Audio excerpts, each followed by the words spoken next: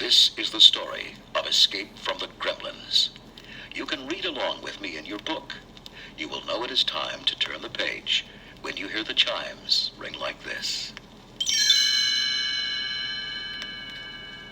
Let's begin now. Billy Peltzer had received a gift from a mogwai creature named Gizmo. A mogwai is cute, furry, and little, but the responsibility of owning one is big.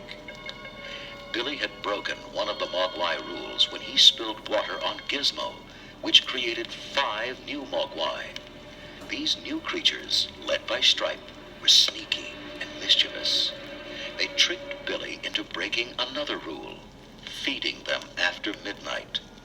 The 5 mogwai had covered themselves in large, sticky cocoons, and when they broke out a day later, they had changed. The new creatures were no longer warm and cuddly. They were mean and destructive, as Billy found out when he came home from work. The Christmas tree was smashed, the kitchen a mess, and his room a disaster.